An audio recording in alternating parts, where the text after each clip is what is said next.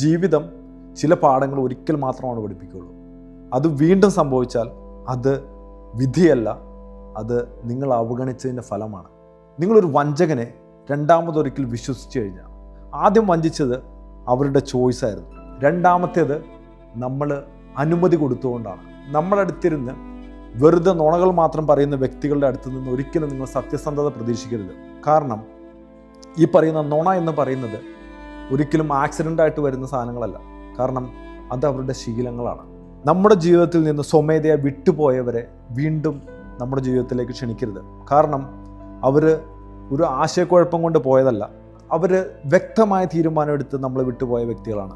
ഒരിക്കലും വിഡ്ഢികളായിട്ടുള്ള ആളുകളിൽ നിന്ന് ഉപദേശം തേടരുത്. കാരണം ഈ പറയുന്ന വിഡ്ഢിത്തം അല്ലെങ്കിൽ വിടുവായത്തം എന്ന് പറയുന്ന ഒരിക്കലും വ്യക്തതയ്ക്ക് വഴികാട്ടിയാവില്ല. സ്വാർത്ഥരും അവസരവാദികളുമായിട്ടുള്ള ആളുകളിൽ നിന്ന് ഒരിക്കലും നമുക്ക് വേണ്ട സമയമോ അല്ലെങ്കിൽ നമുക്ക് വേണ്ട പിന്തുണയോ പ്രതീക്ഷിക്കരുത്. കാരണം അവർ ഈ പറയുന്ന കാര്യങ്ങളൊന്നും നൽകാൻ പോകുന്നില്ല. അവർ നിങ്ങളുടെ അടുത്ത് വന്നതും പ്രവർത്തിച്ചതുമെല്ലാം വളരെ കണക്കൂട്ടി തന്നെയാണ്. ഭയങ്കര അഹങ്കാരികളായിട്ടുള്ള വ്യക്തികളിൽ നിന്നും ടോക്സിക് ആയിട്ടുള്ള ആളുകളിൽ നിന്നും ഒരിക്കലും നിങ്ങൾ ബഹുമാനം പ്രതീക്ഷിക്കരുത്. കാരണം അവരൊരിക്കലും താഴാൻ പോകുന്നില്ല. അവർ നിങ്ങളുടെ മുമ്പിൽ താഴ്മ കാണിക്കുന്നുണ്ടെങ്കിൽ അത് വെറുതെ മറച്ചു വച്ചേക്കുന്നത് മാത്രമാണ്. ഇങ്ങനെയുള്ള വ്യക്തികൾ യാതൊരു റെസ്പെക്റ്റിനും അവകാശികളല്ല. റെസ്പെക്റ്റ് കൊടുക്കാതെ വെറുതെ അവോയ്ഡ് ചെയ്യുക മാത്രമാണ് ചെയ്യേണ്ടത്. ചില വ്യക്തികളുണ്ട്, എന്തൊക്കെ തെറ്റ് ചെയ്താലും അവർ അംഗീകരിക്കാൻ പോകുന്നില്ല. അങ്ങനെയുള്ള വ്യക്തികളിൽ നിന്ന് നിങ്ങൾ ദൂരം പാലിക്കുക.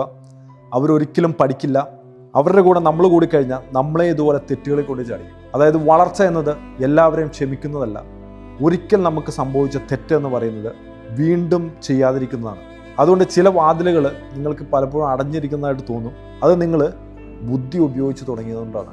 മനസ്സിലായോ? ആ വാതിൽ അടഞ്ഞു തന്നെ ഇരിക്കട്ടെ.